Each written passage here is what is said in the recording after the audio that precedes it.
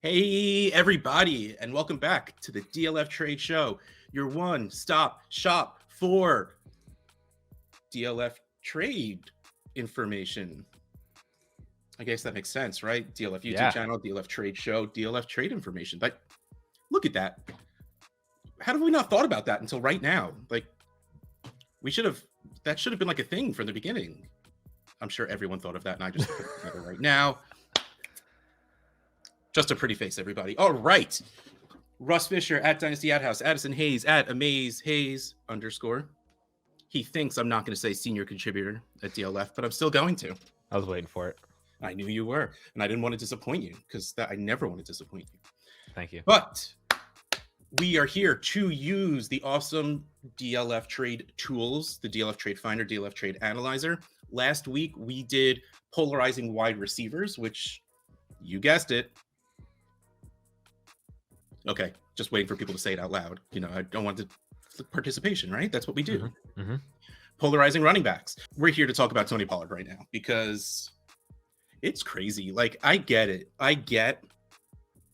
He looked good last year. I get that if Zeke were to miss time, he will probably be very good. I don't think I'm here to say I think he has flex value I'd feel comfortable starting on your average everyday week. Like, right. If I'm starting 10 players, I don't feel great about plugging in Tony Pollard in a 12-team start 10 kind of league. Right. But people are there for it. Let's see what some of these trades are, and this will show you. The first trade we have, 12-team, 1 quarterback. Tony Pollard and a 23 third for Elijah Mitchell. Now, we've talked about Elijah Mitchell a bunch of times on this show. I'm not that big of an Elijah Mitchell guy. He is, which is where that whole thing started. I still so easily send Tony Pollard in a third for Elijah Mitchell.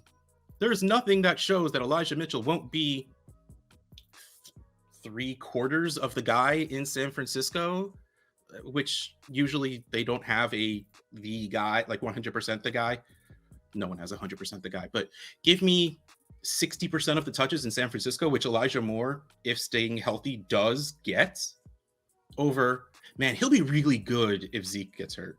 And yeah, Tony Pollard's older. He's in his fourth year in the league. His contract, I believe, is up after this year. I don't see how this value is now being created. You know what this reminds me of? And it makes me sad to say this out loud. Jerick McKinnon. Oh, no. Every year was the year Adrian Peterson was going to go somewhere else, and it was Jerick McKinnon time. Every year, Matt Asiata is going to go away, and then it's Jerick McKinnon time. And then Jerick McKinnon goes to the 49ers. It's Jerick McKinnon time. Oh, he tore his ACL. Oh, it's Jerick McKinnon time. Oh, Raheem Mostert. He went to the Chiefs. It's past. It's past. And I'm not saying Tony Pollard is going to go through that same exact thing, but it's just like, it's going to be great when this happens. It's going to be great when this happens. It's going to be great if this happens. But also, right now, Tony Pollard is worth 151.1 in the analyzer. What's that going to be like when he's on a second contract? When we start saying, oh, he's a 26-year-old running back, I'm not going to pay for that. I don't see this dynasty upside in Tony Pollard. But it's there. And this, I believe, shows that. Yeah. No, I mean, I 100%, I want Elijah Mitchell in this deal. I mean, a third is not enough to bridge the gap between Tony Pollard and Elijah Mitchell. Like you said, Mitchell is going to be in every week RB2 with RB1 upside as the starting running back for the Niners. And I like anybody who tries to tell me at this point that Elijah Mitchell is not going to be the starter. I'm done arguing that until, he actually shows me that he's not the starter. Like, them drafting Tyrion Davis-Price, I don't care. Them, having a healthy Jeff Wilson, like, I don't care. Like, this is Elijah Mitchell's backfield, and training camp reports have verified that and said that it's just 100% Elijah Mitchell, like it was last year, which is crazy to think, but sometimes things are just that easy. And so Tony Pollard, like you said, being a guy that I'm not 100% confident starting in my flex when Ezekiel Elliott is healthy, and he needs Ezekiel Elliott to get hurt. Except the problem is, up until this point, Zeke hasn't been a guy that misses games due to injuries. I mean, that could change really quickly on one play, but up until this point, that hasn't been something that we have been reliably able to kind of predict, that there's going to be weeks where he misses, like a Dalvin Cook, or I guess Christian McCaffrey now at this point, or Saquon Barkley, or other kind of running backs like that, they just seem to always miss 2 or 3 games every single year. That hasn't been Zeke. So yeah, I'm totally with you. The guy I thought about was like Gio Bernard after the Bengals drafted Jeremy Hill, where it was just kind of like, why aren't you giving Gio Bernard like the ball like way more? Like, he's so much more explosive, better pass catcher, all that kind of stuff. It's just these teams just don't want to give these running backs a lot of work for whatever reason. And we might want them to. We might, say that this is going to be way better if you do. But at the end of the day, we're not trying to predict how teams should utilize players based on how we feel. It's how they're going to utilize players based on how that head coach or that offensive coordinator will. And you can say all the live long day that Tony Pollard is going to see snaps out of the slot and do all that other stuff, but that rarely also comes to fruition as well, from training camp to the regular season. At the end of the day, Ezekiel Elliott is going to be 65% of this backfield, and Tony Pollard's just taking the rest. And it's going to be hit or miss in terms of when you're actually going to be able to start him.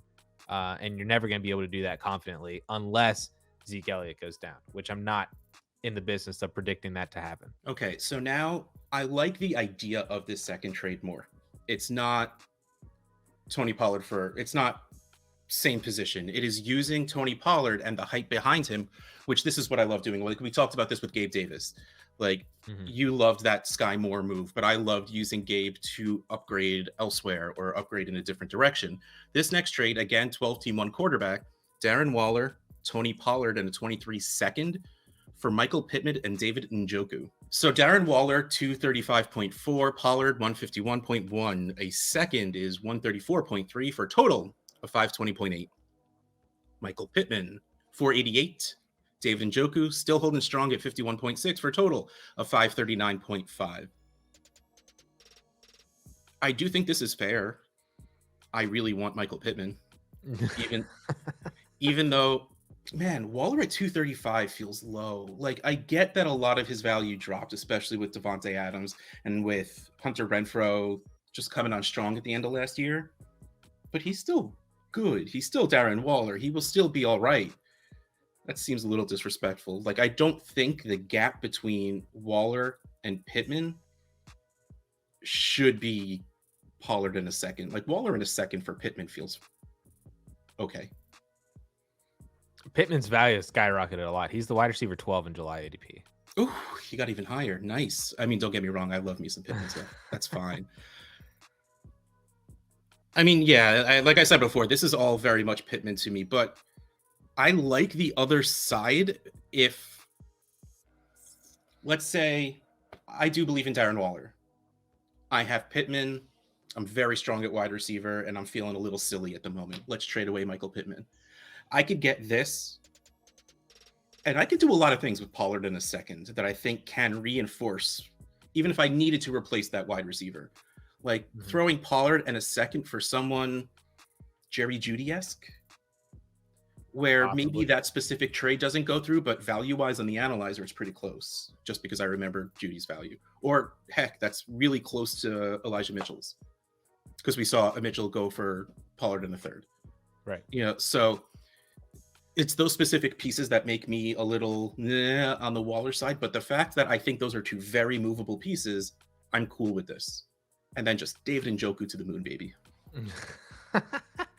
Yeah. I just want Michael Pittman, like you said. Like, he's the best asset. And our thing that we always say is you got to overpay to get the better asset. And I don't really think that you're doing that here.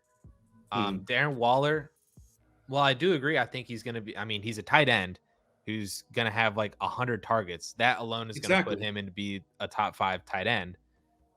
So he's going to be fine. It's just his value is just so depreciated right now because of Adams and Renfro's breakout. And Darren Waller was hurt last year, and he's like going to be 30 years old. So there's just a lot of things up against him and once the community drops him, as they already have, he's never going to go back up. So he's just kind of a depreciating asset from here on out. That is really, really hard to move. I've been trying to move him in my home dynasty league and I can't do it. Like, it's just really, really hard. So I'm just going to take Michael Pittman here.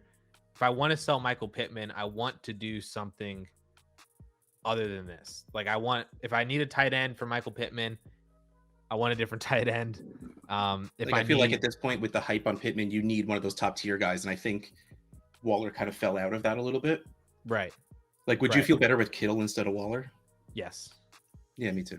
And I'm not even feel better super on Kittle anymore, but like, yes, I agree with that, because to me, Waller has fallen into that Hawkinson, Goddard area of the top of that second tier, well, third tier, because Pitts is a tier of his own. We're like contractually obligated as fantasy football players to say that out loud. Mm-hmm. So yeah, I would need someone if I'm moving away from Pittman, I want something better than that. But again, if you felt like being silly and just making the trade and you believe in Waller, I think getting Pollard in a second is a great addition. Yeah, especially because of the cost of Njoku. You'd have to be confident that you can move that piece. Yes. Because that's another piece that I don't really want. 1000% yes. Yeah. All right. Next, we move a bit up the food chain of running backs. Oh, food chain, Dalvin Cook. That's funny. I didn't even do that on purpose. I like it. We'll say pun intended. Man, why do I call myself out when I do things accidentally? I could have just rode that like it was like a smooth move. I am not smooth. That's the problem. First trade we have, 12-team Superflex, is Dalvin Cook for J.K. Dobbins and Christian Watson. Dalvin Cook, 469.2. J.K. Dobbins, 320.8. Christian Watson, 99.1. Total of 419.8. I love J.K. Dobbins. I honestly have no feelings on Christian Watson, but I would super easily pay this for the next 1 to 2 seasons of Dalvin Cook still being elite. Like, without thinking about it. And if I'm going the other way around, I need something better than Christian Watson. I need something that's worth more. That's really what it comes down to. Like, I'm trying to think of like something that, like, I don't care if we've seen it before, but if it's not, like, I need a step up. Like, this needs to be Olave level. If not, I'll try my chances at getting Garrett Wilson if people are too low, or if someone's crazy and still low on Treylon Burks because he had an asthma attack one day. Like, that level if we're talking rookies. But I need something stronger than that is really what it comes down to, because I get it. Dalvin Cook's 27. Dalvin Cook has never been on a pass-heavy offense. But I did hear a stat from a certain late-round podcaster that Dalvin Cook is insanely good when running out of 11 personnel. And if they are going to be more pass-happy, they're going to run 3 wide receivers out there, which means Dalvin might do really, really well. You know, get that old efficiency versus volume. And if you can rest him a little bit, give him a couple of easy runs and get a couple of plays off when they're passing, that's good for a guy you're worried about getting injured if you're still worried about Dalvin Cook getting injured. Mm-hmm. So to me, this is so easily Dalvin Cook. I get his fall in value. It's inevitable because of age. And because, you know, he misses a game or 7 every once in a while. But, and again, I love Dobbins, but this is not enough for me to send Cook away. And on the other side, I'd be thrilled to get Cook for Dobbins and a guy I'm not super in on anyway. Yeah, I 100% agree. I don't know what else to add really to this. I mean, I get, you and I are both huge running back tear down people. We're all for that. So I get what you're trying to do here. And maybe this is somebody who's just really in on Christian Watson. I'm not, you're not. So we need something just a little bit more. The idea is here, but the execution is not there. Like, I was trying to go up, if you're looking for wide receivers, go up the wide receiver ladder a little bit more from Christian Watson. Like, could you get to, I mean, I would love Sky Moore. I was just about to say Sky Moore's right above Olave, who I said before, and Brandon Ayuk is right below that. And honestly, I'd be fine with that. Yep. There's also like Amon-Ra St. Brown. Oh yeah, I'd be good there. Oh yeah. Elijah Moore is two spots ahead of Sky Moore. If you could somehow pull J.K. Dobbins and Elijah Moore for Dalvin Cook, like I'm all for it. Like this is the range that I think that you need to kind of bump up in value, which is going to then, on at least the analyzer side, get closer to, again, you got to overpay a little bit for the better asset. So if you add, 125 points by getting that value bump from Watson to an Amon-Ra or an Elijah Moore or anybody like that, then you're going to have that slight overpay, which in the end is a fair value for the better asset. But I still do really like Dalvin Cook a lot too. I feel like he's a guy that you might not need to make the move now. Wait until you actually see if you are a contender. But I feel like he's going to be a pretty cheap, kind of elite production running back to acquire in season. Because I feel like people are just kind of be done with him because they're going to be like, well, he's going to be 28 next year. Let me see what I can get and sell out now. You might get a pretty solid discount on Dalvin Cook. And honestly, the passing game too, like what you said about he runs better at 11 personnel. What I hear from a heavier pass volume offense is, what if he gets more receptions? Like I would trade 50 rush attempts for like 10 receptions. Like that's for fantasy, for Dalvin Cook's health.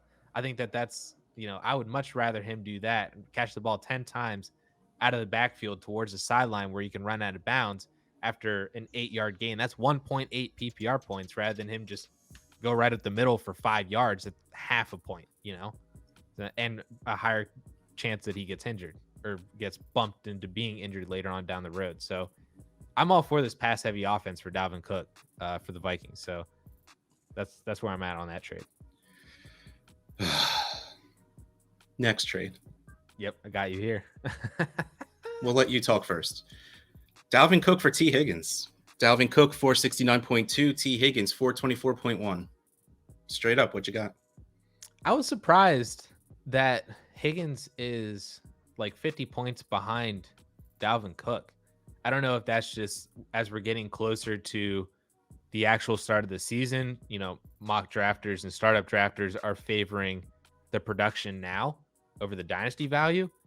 So it might just be that they want the running back over the wide receiver. But I'm team wide receiver here. I know you're going to be as well, but I'm team wide receiver. I'm taking the 23-year-old wide receiver over the 27-year-old running back. So I feel like that one's a pretty easy one for me. And you and I are both going to disagree with the analyzer on this one. Yeah. But that's where I'm at. Well, this is interesting because Dalvin Cook, ADP of 37, T. Higgins 40.5. Overall rank, Dalvin is 32.7. Overall rank for T. Higgins is 43.1. So their ranks are pretty far apart, which probably gives for why the analyzer has them so far apart, even though their ADP is 3.5 away from each other. Like that's pretty big, between their ranks and ADP.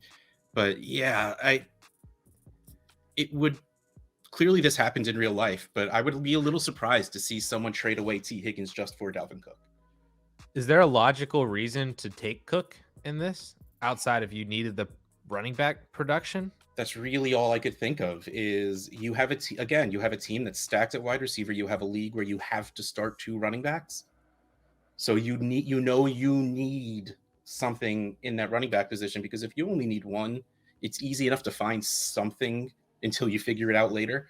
But like, if you need a running back and you already have Jamar Chase and Justin Jefferson on your team, you'd feel fine sending away T. Higgins for Dalvin Cook. But if you have Justin Jefferson, Jamar Chase, and T. Higgins on your team, why would you ruin that? That's amazing. That's a good point. That is a very good point. Take a 0 at running back just to show everyone that roster. Man, I cannot imagine trading T. Higgins for Dalvin Cook. I could get on board if it was like, I'm a little stacked at wide receiver. I need a running back. Let me move Higgins for a running back. It would just have to be a very specific, like I need Breece Hall or DeAndre Swift. So it's the age that's getting to you. That honestly is where it is a little bit too. Like, and I wouldn't do T. Higgins for like Dobbins or Saquon or You know, What if I told you I can look in my crystal ball and say you are getting 2 full years out of Dalvin Cook, and then he's going to retire? But you're going to get 2 years of Dalvin Cook for T. Higgins. Would that change anything? Would you be more willing to do it? No, I don't think so. Okay. Because would you trade T. Higgins for Derrick Henry? No. See, I feel like Also, Derrick Henry it's a little has a different. better chance to have those 2 years, and also those 2 years are probably going to be amazing if he does, you know. And I wouldn't trade T. Higgins for that. But I get it, yeah. But It's again, if just- you told me I could get, again, crystal ball, you tell me I get 2 years of the past 2 years of Derrick Henry full season, I probably would trade T. Higgins.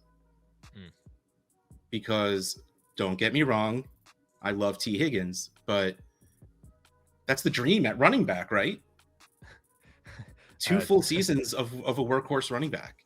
Like that's, and especially in 4,000 Dynasty, total you rushing shouldn't yards. be thinking beyond that, especially with a 27-year-old. Yeah, So- I get it. I get it. How do we acquire this crystal ball? I don't know. Let me look at my crystal ball to get the answer. Okay.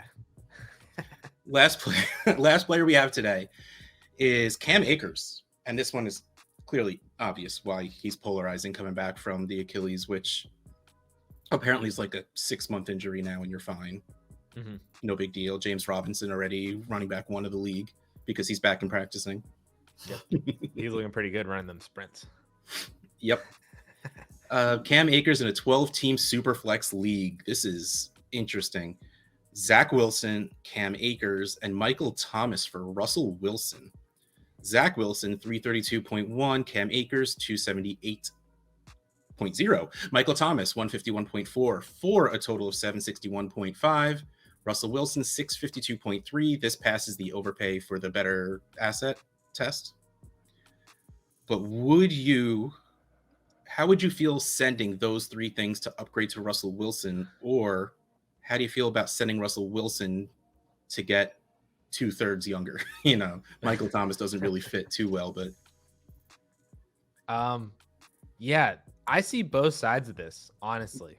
Like, if you're not a Zach Wilson guy, I could see this going through like pretty easily. Like, you're just like, oh, let me capitalize on what's happening with Zach Wilson and the hype that he's kind of getting, because I don't really see it. And I'm just going to go straight to Russell Wilson and get the production that he's going to have, because there is also a lot of hype for Russ that we're kind of like, we're back to top 5 fantasy quarterback Russell Wilson in this offense as a pass heavy offense, at least much more than what it was in Seattle. So this one's tough because I really see both sides of this. Like, I think I would break Russell Wilson down into Zach Wilson and Cam Akers and Michael Thomas, but I can see myself just as easily doing the opposite. So maybe can you sway me one way or the other? Russell Wilson is very good at football, except there was one article I saw that came out that said, hold on, I need to try and remember this right. If you were to give someone who has been at all of the practices truth serum, they will say that Russ Wilson has been underwhelming. Someone took the time to write that sentence and probably like made a typo and had to go back and edit it. Like, someone took the time for that. They live in the Harry Potter world. They want to give all the beat writers like truth serum. What are we doing here? Hey man, Veritas serum is very hard to make, so I don't know if we waste that on Russell Wilson being underwhelming. But here's my deal. Russell Wilson is what he is. He is at worst a top 10 dynasty quarterback right now. Right. At worst. Right. We have no idea what Zach Wilson, Cam Akers, or Michael Thomas are. We have no idea what my camera is doing right now because I didn't move and it just went like full blur. But a lot of unknowns right now. A lot of unknowns right now. Exactly. Like, if I'm going down from a stud, I need one piece that I know what it's doing, or one piece that I feel better about. I love the fact that the Jets just surrounded Zach Wilson with weapons. I love that they're giving him every chance to keep it going, to get it going, to go, to not suck. But Will he? I mean, probably. They made it easier for him at least. Cam Akers didn't look great when he came back, but again, he rushed that back. Why did he rush back? I don't know. Maybe he wouldn't have gotten a ring if he didn't play again. I don't know. Like, I would put myself back on the field if it meant getting the chance to get the ring also. Sure. But not knowing what Zach Wilson will look like with a real offense, not knowing if Cam Akers will ever be the pretty good Cam Akers he was before, because let's face it, he wasn't really that elite of a prospect. He was just very good and looked all that more better because he did it behind complete trash of an offensive line in college. And then Michael Thomas, man, I don't even know what to think about Michael Thomas anymore at this point. So, like, I need something solid to come back at any of those positions. And I would be more willing to do it because, like I said at the beginning, the value is there. The fact that it's overpaying by around a second-ish, a little lower, but, if you're making someone more solid, then yes, that's going to push up the value a little bit. So to me, this is Russell Wilson, and I would easily send all of those to go get Russell Wilson. And I'm still on the wait and see train for Russell Wilson because I have been spurned for the last 6 games of the fantasy season way too many times. Yeah, I wish I could say that helped sway me a little bit. It did. I'm coming back in towards the saying that this is the Russell Wilson side of this, but I see both sides, like I understand why this trade will get done. 1,000%. Yes. I think this is one of those trades where both teams feel like they won. Probably. Which is a perfect trade. Perfect trade. Either both teams love it or both teams hate it. Yep. I've been on both of those. It's very weird. The next trade we have. Oh, okay. Still love seeing trades for rookie drafts that haven't happened yet. It's August. It's the preseason. Get on it already. The 102 and Cam Akers for Najee Harris, the 211 and the 23 third. Caution, Team B is giving up the highest value asset and the most pieces in the deal. I mean, that doesn't really matter because it's a 23 third and the 211. So, I mean, the 102 is 558.2, Cam Akers 278, Najee Harris 675.5, the 211 80.3, 23 third 48.4. So the 102 and Cam Akers for Najee Harris. I mean, that does fall into the overpaying for the best piece. 102, you're talking, I mean, Breece Hall's still going 101. So London, Burks, Kenneth Walker, whatever you feel like doing in there. That guy and Cam Akers for Najee Harris. I think I want Najee's volume. I think I'm just fine sticking with that. Again, both of these sides are fine, mostly because Cam Akers is still younger than Najee Harris. But yeah, give me the absolute known in that I don't care what that offense looked like. Najee's getting like 300 something touches between running and receiving. I don't know if that's the right answer. I got to be honest. Yeah, I think I'm taking. I think I'd rather do something better with Najee than this, so I'll keep Najee Harris. So my 1.02 would be Drake London. Okay. So I'm trading Najee for Drake London and Cam Akers. And the 211 I don't think is completely insignificant. There's players that I like there, but probably for the majority of this trade is kind of insignificant. It's not going to sway you, right? In this kind of right. trade. Well, if it's Wandale, but I think I would trade Najee for Drake London and Cam Akers. I really, really like Drake London. I think I would be doing this trade more so to get London than to get Cam Akers. Akers would just be like the running back that would kind of bridge the gap between the two, where I feel like I'm tearing down and picking up a very, very good asset at a different position, to where that kind of justifies moving off from, top 3 or 4 dynasty running back Najee Harris. And then I would just kind of hope that Cam Akers gets the volume, because I think we've seen from Sean McVay, whether it was Todd Gurley or Cam Akers or Darrell Henderson for half of a year, that it seems like he wants to have a primary workhorse running back, and he can mix in the other people behind him. But at the end of the day, one of their running backs is going to get 280 touches, and that's probably going to come also with maybe 40 to 50 receptions as well. So if that is the volume that Cam Akers is getting, which is kind of the volume that he was getting during the playoffs last year, he just sucked with the volume, but he was getting volume time and time again. It was really the passing work that scared me also. Anytime they passed in front of the line of scrimmage, like any route that needed to be run by a running back was Darrell Henderson. And they brought in Kyron Williams, who is a good receiver. That's true. That's my biggest worry with Cam Akers.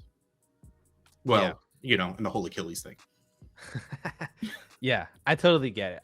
But again, I just feel like this trade for me is more about getting Drake London, and you could have replaced Akers with Dobbins or Saquon or any other running back, kind of like ETN, Kamara.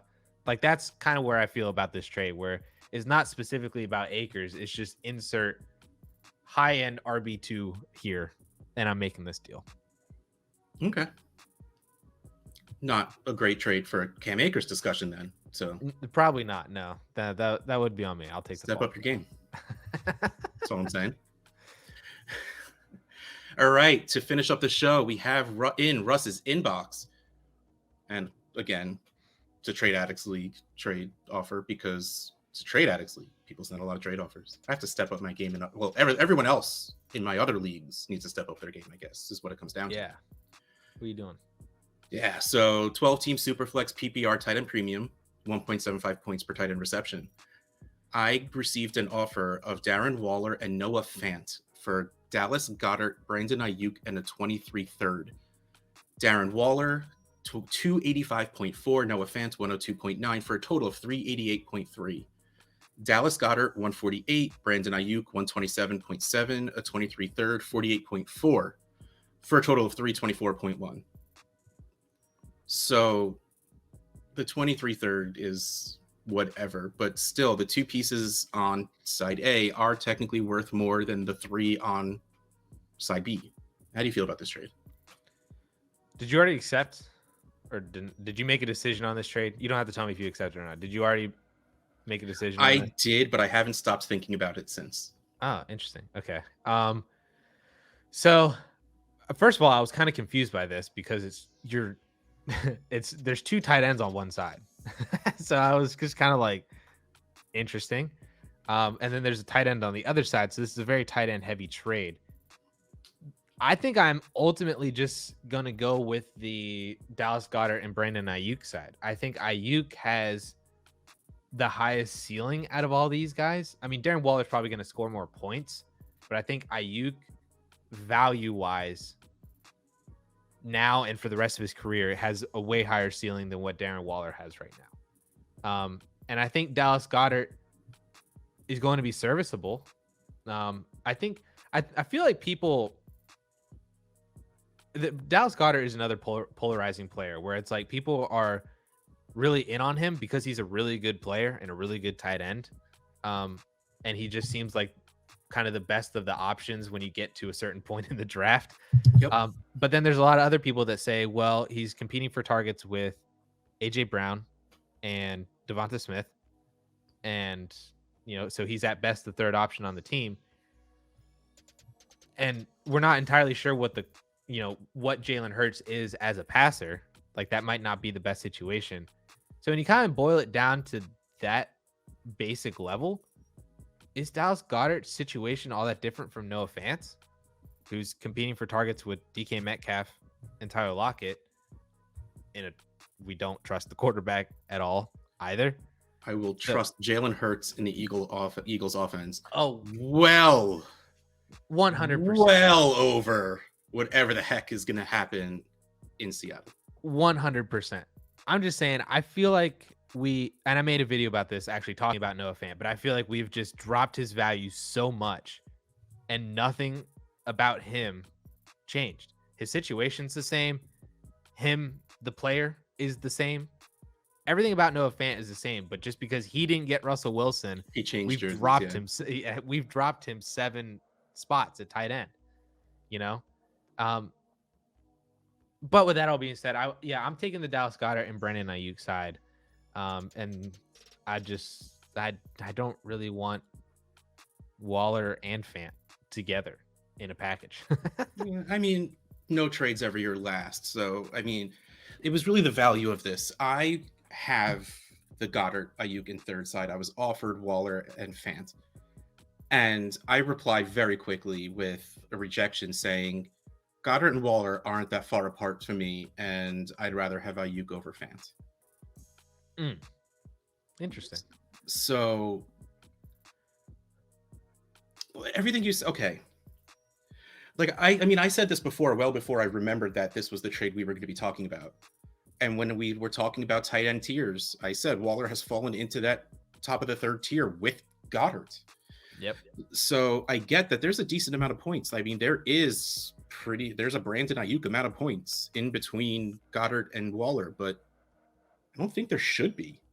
I don't know. Like, maybe Waller is right and Goddard's too low. Yeah, ADP of 107, because some people will still have Waller in their top tier. And Goddard becomes one of those, well, the top tier of tight ends are gone, so let me just wait for a while until, like you said, sooner or later, he's just the best option on the board. Right. And I think halfway through the year, when Waller doesn't get a game with 15 targets, you'll see his ADP slip closer to the 107 from the 71 it is right now. Like, making that move doesn't make sense. So losing out on, like you said, I think Ayuk has the highest ceiling out of anyone here. So losing out on that for Fant, who is such a replaceable tight end at this point, just because of what the tight end landscape is for fantasy, it didn't make sense. But I do like Waller. I actually do really like Waller as a player. Mm-hmm. And I think he will be good. I don't think he'll be great, but I think he'll be good. And Goddard should still be good. So I do like Waller more than Goddard, but not enough for the rest of this trade to be worth it for me. Yeah. This whole trade was like, it was weird to me, but that's what made it interesting. Yeah. Exactly. And I liked it more than the other one. Like you said, the other one was Debo for 223 seconds. And I was like, well, that just seems like something we would talk about. Firsts. Sorry, my bad. I thought I had the number 2 in my head. 223 firsts.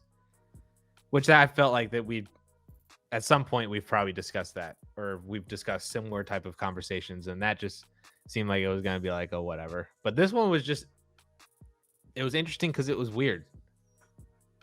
And I hear that a lot about myself, actually. Huh. Yep. Awkward. Nice. All right. Well, that's going to wrap up this episode of the DLF Trade Show. Russ Fisher at Dynasty Ad House, Addison Hayes at Amaze Hayes _ It's Expo time, baby. If you're there, we'll see you there. If not, we'll see you next week on DLF Dynasty Trade Show.